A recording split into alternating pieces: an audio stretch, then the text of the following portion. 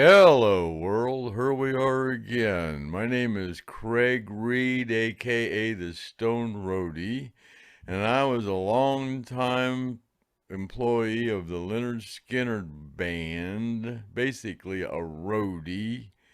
And this is my co-host here, Griff Martin. And this is like our second attempt at doing one of these podcasts. Actually, it's our third. The first one we did, I thought I was ready to do it, and then when we did it, my camera was not up to par. So we just kind of used that for our rehearsal tape, and Griff kind of cut it up and used some little snippets and made little advertisements like we were going to start doing this, and then we started doing it, and we got on here, and we don't know what the heck we're doing, what the format and everything is, and we were really worried about making introductions and making sure you know who I was and what I was all about, and Griff as well. And so we came out with a little introduction, and then I figured, well, we're gonna have to do that every time we're going to do one of these. We're going to have to say, hey, my name's Craig Reed, and I'm a longtime roadie with Leonard Skinner, just in case it's a first-time viewer. You understand how that might work. But, yeah, we're just going to, the first two we did, we just kind of said, okay, what are we going to talk about? So, well, we don't know. Just turn the tape on, and we'll just talk like we're on the phone. And a lot of times when me and Griff are just on the phone chit-chatting, and at the end of it, we'll go, boy, we should have had that on tape, man. A lot of people, we just said a lot of stuff people are really inquiring about, but, so we're just kind of going to try to roll with that kind of scenario and just kind of like talk while we're just on the phone, just having a chat, but it's funny because a lot of people want to know, like what me and Ronnie talked about when we were out in the boat fishing by ourselves 45 years ago. Yeah, like, right, like, maybe you people being in a boat with Ronnie, fishing would probably, if I was in your position, I'd be the same way. I'd probably remember everything we said. But since me and Ronnie were just really friends, we sat in the boat and we drank a few beers, and I'd smoke a couple of joints, and we just bullshit and, ask me what we talked about 45 years ago, and I'm going to go, yeah, right, So, just we're just. I wish I could remember stuff like that, but it just ain't possible. So, what we're gonna do here is, like I said, I had people trying to get me to do these, and I didn't want to do them. And I believe my buddy John Neal, when that last deal fell through, said, why do you need somebody in here to get involved with this, and then they'll have control of everything you do. So why don't you just try to do them by yourself? And I'm going, that's, I'd have to think about stories to talk about, and then it'd be kind of like it'd be all about me. So, me and Griff were talking, and I was telling him the situation, and we just kind of came up with a solution that, hell, he's retired, and he's pretty good at this, actually, I think. And just have him ask me questions. It'll be easier for me just to pull things out of the air. And there's people that actually asked him, you're good friends with Craig Reed. Why don't you ask him what happened, with this or that and the other thing? And he's actually got quite a few questions written down that people were inquiring about. So we're going to try to satisfy everybody's curiosity about the band Lynyrd Skynyrd after they've been gone for 45 years. And there's been 5 movies and I don't know how many documentaries and books on the situation. And, people still have questions that they'd like to know, and if it's ever going to come out in the future, if I can't satisfy your curiosity, finding someone who was as close to Lynyrd Skynyrd on the road as I was not going to be an easy situation to remedy, unless you get with Kevin Elson, or or even Joe Crimp. God, Joe Crimp grew up with Leon and all the guys in Skynyrd. He rehearsed on the road with them in the Hell House, and I mean, he was one of the only people that were ever allowed down at the Hell House during rehearsals. Him and Randall and Gary. God, I can't remember. Can't remember. There's just 3 or 4 people that would come down there from the band Running Easy that also rehearsed down there. But there again, being on the road with the original Lynyrd Skynyrd, you're not looking at very many people that can answer questions, and really all I can do is give my opinion about stuff. And when it comes down to the actual plane crash, I can tell you about the situation that happened, up until before we got on the plane and it crashed. But then after that, I was knocked out unconscious, and I was out for a couple weeks, and I woke up and I came up to Ohio and back up to Ohio and kind of recuperated for a few months. And then I went out on the road with Foreigner just a few months later than that on the 1978 World Tour. And then I did the 1979 World Tour with Journey. And then I got back and I called Gary, and he goes, "Hey, we're going to put a band back together. You want to join us?" I said, "I'm on my way." So I went down to Jacksonville, and they handed me the keys to the warehouse, and I went over there to put all the equipment together, and shit, there's everybody's damn clothes and stuff in the warehouse from the plane crash that nobody picked up, So I said, well, this was Ronnie's, this was Steve's, this was Alan's, and I called everybody and said, "Hey, come up and get some of this stuff." And they go, "That stuff was in the plane crash and was on those." We don't want none of that stuff, and nobody wanted anything. So I bagged everything up and put it in bags and saved it for 30 years. And recently I've been letting some stuff go on eBay, but people want to know, like, well, that's what I've been doing, after the crash, and people want to know, like, well, what'd you do today? And I well, today I was on PlayStation 4 all day playing NASCAR 5, and had my car in the pits all day long trying to work on the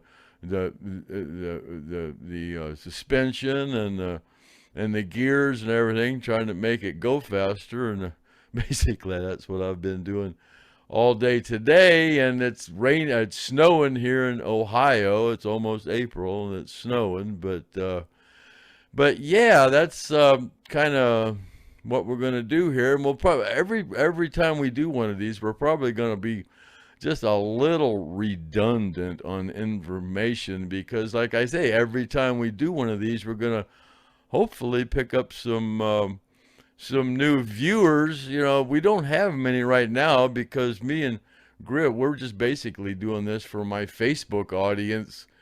It's been bugging me to write a book and stuff, and I say, one of these days I might do a podcast or this or that or whatever. But yeah, basically we're just kind of trying to satisfy the curiosity of a few of my Facebook fans, and basically that's all we're doing is a few, because both Griff and I are on 90-day suspension, and nothing we put on Facebook goes out to the general public.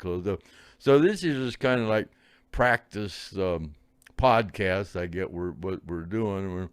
What I guess so. If you're one of our few Facebook listeners that's watchers that's watching this, you're watching the birth of something. What it is, who knows yet? But it's we don't know how many fans there are out there of Facebook that want to, but we're gonna find out. And you've been asking me to do this, so here we go. You damn sure got your wish. So let's how long we've been talking here already, Griff? We're only going to try to put these about 20 minutes at a time, because we don't want to. About 5 minutes, 6 minutes, something like that. Yeah.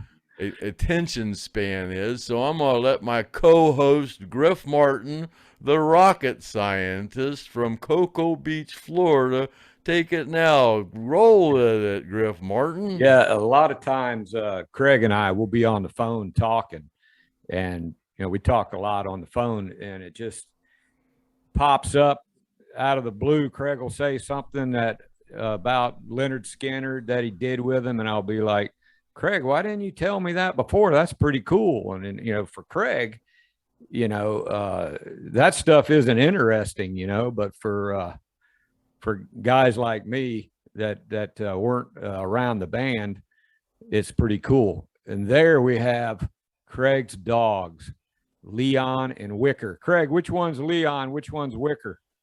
This is Wicker. Say hi, Wicker. This is Leon. Here, Leon. Good boys. Look over here. Good boys. Look at you. I've been over at Craig's house a few times, and those dogs are really fun to watch. Craig, okay, of course we know Leon. He's named after Leon Wilkeson, the bass player, Lynyrd Skynyrd, and Wicker was a nickname for Ronnie. And a lot of these fan sites, that's a big secret, why was Ronnie named Wicker? And it is kind of like a secret in certain circles, because Ronnie didn't really like to be called Wicker by anybody other than people that knew him well. So Craig, what's the story on that nickname Wicker with Ronnie? Well, that was before my time. I don't really know anything that really exact story of it before I got with him in 1973. Apparently, when they went to high school, there was some kid that went to school. His name was Van Wicker, and he was a little bit funny, I guess.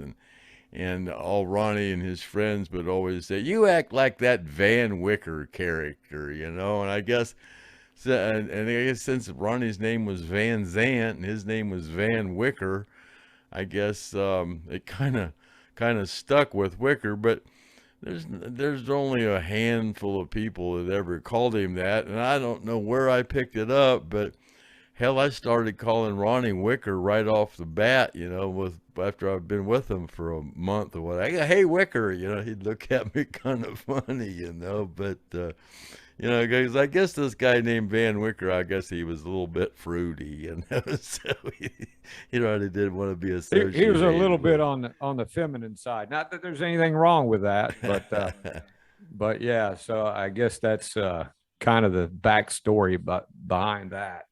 And then recently, we've had some people asking questions. We had one guy, I don't know, I won't mention his name, but he asked Craig a question on Facebook. Craig don't always get around to seeing questions that people ask on some of his posts. But this guy asked, "Hey, Craig, do you stay in touch with Gary Rossington lately?" And so I guess that's a good question. Not for Craig.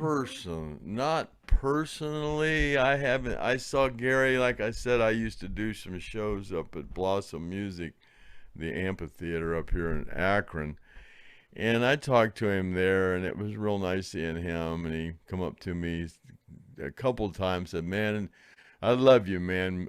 Love you, mean it." That when Gary said, "Guys, love you, mean it," he's pretty sincere about it, and he said that twice to me, and it was really pretty touching, But I have Gary's stable boy, who was 15 years old when I first was associated with him, and he took care of Gary's horses, Socks and oh God, I'm having a brain fart. And that was at the Hell House, right? The Hell House. No, at Gary's. This is after the Hell House. Oh, after. Gary's okay. House. Yeah, he had his horse. He had. All right, I didn't know that he had horses at his house. Yeah. And Tim, I don't know his last name. He's down in North Carolina now, and he runs a big car lot down there. And Gary actually went down there and Gary and Dale actually went down there and did a commercial for his car lot. I guess he's pretty successful. Him and Dale went down there and did a commercial for St. Jude's, I believe, and raised a lot of money. And so Tim has been staying in touch with Gary, and he calls me all the time. It's funny. He says that he says, "Man, you're the coolest motherfucker I ever met in my whole life, and you still are." You know? So that kind of tickles me. I guess I used to pull up there in my Mercedes, and he would jump in, and I would play him stuff from the studio that never anybody ever heard of, you know, and smoke a joint with him and stuff. He was 15, you know, and he goes, "Man, you had the hottest wife, that Mercedes, and you had the hottest wife. You're just the coolest guy, you know." And I like to hear stuff like that, you know. You know, it's kind of an ego builder, you know. I'm always out there fishing for a little bit of attention, you know. But Well, so you know, when somebody has some raw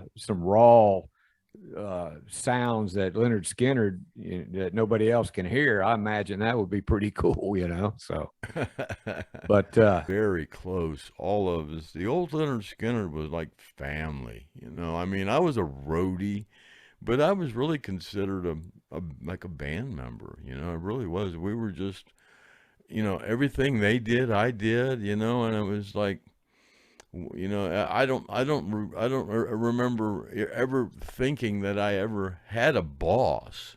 You know, they were. I guess I should have. Maybe I took my employment a little bit lightly, but I don't think I ever. I don't remember really having a boss. You know, I just. You know, because what I was doing with them. That's like, you know, I say, you know, things I did with them. It just didn't strike me like I don't want to say like a normal person, but an average person that didn't live that lifestyle. Being around those people is fascinating, you know. But after a while, it just, God, I met everybody. I mean, God Almighty knows I yeah, got. and one of them, another person I remember. This is just one of those things that I was talking about, where you're talking to Craig and all of a sudden he'll mention something and I'll be like, "Well, that's the coolest story I've ever heard. How come you haven't told me that before?" And that was when you mentioned the other day to me about how you met Paul McCartney at Nebworth over there. And you said he was a pretty nice guy and you got to talk to him for a little while. Yeah, you mentioned something like Ronnie sent a message to Paul and said he wanted his honkettes wanted to meet Paul, and Paul kind of denied him, and then Paul wanted to come over and talk to Ronnie, and Ronnie said, "I don't want to see him. If he didn't want to talk to my honkettes, I don't want to talk to him." I don't believe that's a true story. Yeah, I Paul think was on a, one of the fan sites somebody said that, and you I don't don't know what's believe that. A going lot on. of things in that fan site are just bull Yeah, crap, you know what I mean? But Paul was a great guy. Him and Linda both. You know what? I don't remember Paul talking to Ronnie. I never seen any pictures. But me and Artemis stood there and talked to Paul and Linda for 15 minutes at least, and then I stood there with Gary and talked to him for quite a while. And they were hanging around in the dressing room, and like I say, I don't really pay attention to a lot of that stuff like that, because it's just you know, there were so many people in that dressing room that day in Nebworth. You know, Jack Nicholson was in there smoking pot with us, and you know, and it was, you know, Jagger was in there, and just God, there were so many people there that weren't even on the bill playing; they were just there, you know, and it was like. It was great. You had to you had to be escorted in with a helicopter. There were so many people there. The only way in was helicopter, you know. And it was we were there for 3 days before the show to get the equipment in, because if we weren't in there within 3 days before the show, we weren't getting in, because it was nuts, man. I was fascinated by all the Indian teepees that were set up. yeah. It In was case people don't know about Nebworth, that's when the Skinner opened up for the Rolling Stones, and then the band went out on the tongue, and they weren't supposed to do that. And what was kind of funny is when we had that concert benefit over there in Lakeland, and Joe Barnes was there, and kind of found out the reason when Leon went out on the tongue. And if you look at that footage, and he had his bass, and everybody was out there on the end of the tongue, and Leon ran out of cord, and Joe Barnes said, "Yeah, I didn't quite make that cord long enough for Leon." Yeah, we ran out of cord. We made sure that Alan's cord was long enough to reach the end, and Steve, because they were going to be out there at the end of Freebird, you know, and then Gary, and then Leon come up, and we had enough to come about halfway down the tongue. Yeah, Yeah, you can see in that footage in that video. So yeah, we weren't supposed to be it down ran there, out. but we knew the whole time that you know we were going down. We were going down. You know. Well, if you tell Ronnie he can't do something, then you just told him he's going to do it. You know. Oh God, yeah, that's pretty And funny. you know, you were talking about you didn't feel like you had a boss, but I heard a lot of stories about Ronnie, like dealing with the band. I heard, and maybe you Oh can. God, yeah, Ronnie yelled my. Oh, well, yeah. Yeah. As long as I did my job, I didn't have a problem with Ronnie. I mean, I was a partier, man. I mean, you know, but I guess I did my job, but they couldn't say too much about me partying all the time because I was with them. You know? Well, those guys were ever like late. You partied too hard. I was with you. Didn't Ronnie one time somebody didn't show up when they were supposed to, and Ronnie, his big thing was he tried to knock your teeth out or something. You open the motel room door and he knocked the hell No, out I of don't you. think he did it on purpose. I think he knocked Billy's teeth out one time. Yeah, so I guess as long as you're doing good, and Ronnie was okay. But if you didn't, I don't know. I just never felt like I had a boss. My biggest, the only person I ever looked up to as a boss was Kevin. You know, because he was the head of the crew, and I felt like, you know, if I wanted to be a professional roadie, that I needed to be professional. So I kind of listened to Kevin, you know, but he wasn't, you know, he never. I only listened to his suggestions. It's not like he ever ordered me to do anything. He suggested things, and I followed his suggestions. That's about as far as that went. yeah, we were talking about your title, you know, as roadie, and I said, well, I think that you were somewhat of a side man because, you know, that story you told me, and people can see it in some of the video. Where how did it come about where Ronnie would throw his mic stand and you would catch it? Well, when I first started with the band, I didn't know what to do.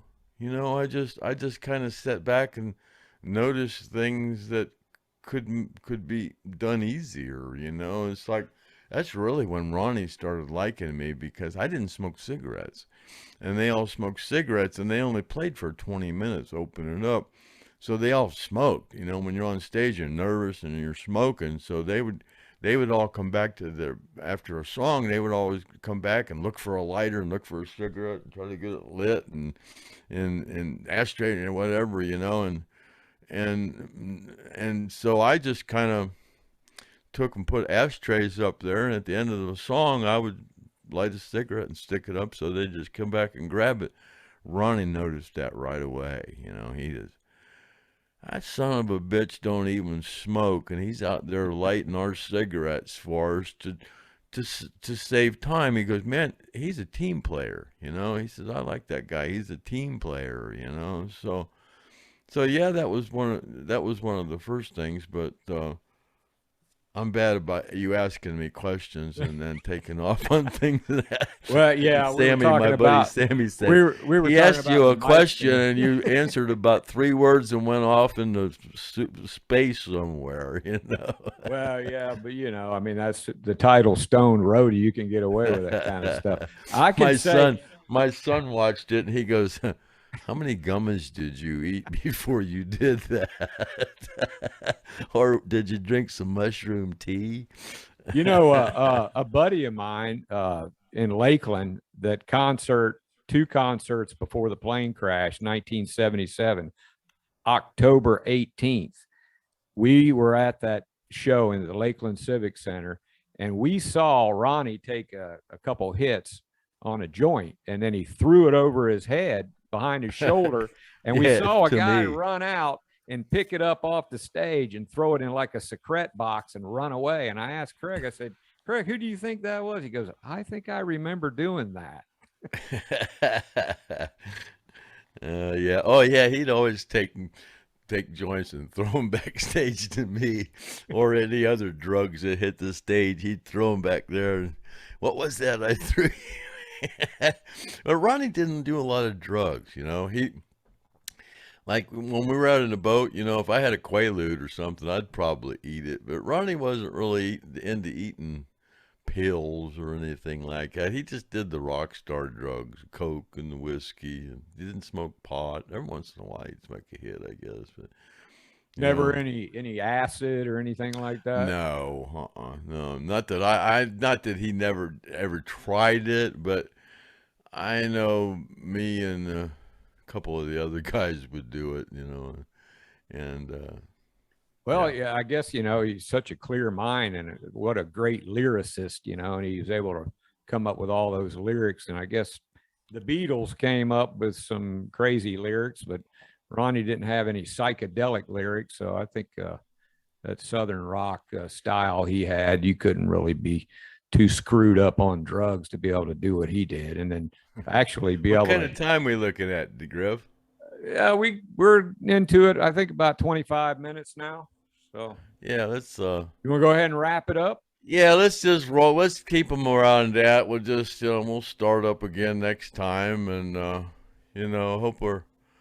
hoping. They just say you got to do these, and eventually you'll get better at it. All I can say is, well, I've seen and you've seen some very poor attempts at people doing podcasts, and then there's people that do them really good. And all I can promise was, we'll come right in between the middle somewhere in there between good and bad. But we don't want to tell you bore what, anybody. Johnny Van Zandt, he does one every Sunday just on his phone, and just said, hey, it's God's day, and he is so good at it. I wish I had a personality that I could Yeah, he's pretty that I could fast roll too. through these. But if anybody's going to tell the story that nobody's been able to fulfill everybody's expectations of learning everything about Leonard Skinner, like I said, I guess it's, if I can't fulfill that wish, you're having to learn everything. I don't know who's going to satisfy your curiosity, because I was just about the closest thing there is to being a band member, or being personally friends with the band during their prime time. Like I said, there are other people, but they weren't around a lot during the touring years, and I think that's kind of what people want to hear. But we are going to try to, I guess we are going to try to get people like Joe Crimp on here and talk about all the things that he did with Linda, or with Gary, and when Linda Blair and everything, and everybody that came out there. Everybody's got some pretty cool stories that even I don't know, that I'm sure people will want to hear. So, like I said that last time, we're just gonna try to have a little bit of fun with this thing. It's hard to be fun with something that happened to a band that, such a devastating thing happened with a plane crash. But it's we just got to take things in stride and roll with the punches, and Yeah, there's a lot of information to cover. We got plenty of guests that we're going to bring on, plane crash survivors, and we're going to go over what happened there. So there's plenty of material. It's just we don't want to put it all out there and put anybody to sleep. We'll go ahead and keep these things kind of short. So yeah, and I want to, I don't want to talk about myself all the time, but that's going to happen, because these stories are kind of about me. And I guess if I tell the story, I'm going to have to tell, I want to build myself some people that don't know me. I need to have some credibility that I've been there, and I'm not just shooting a bunch of crap like they do on those fake the FakeBook fan club sites. Oh my God, there's some Yeah, they make stuff up. stuff going on in there. They just people. It's funny because we'll wrap this up after that. People that claim they were such good friends with Leonard Skinner and blah blah blah blah blah. I used to work with Leonard. When I worked with Marshall Tucker, all these guys would come out. I used to be a roadie for Leonard Skinner. You did, what'd you do? Because I don't remember you. I would have hired you, and I don't remember. I know my memory's bad, but all right, let's wrap this up, Griff. Okay. All right. Well, so if anybody has any questions or anything, if you see it posted on Facebook, then go ahead and ask them, and we'll try to answer as many as we can. And so until the next time, we'll see you later.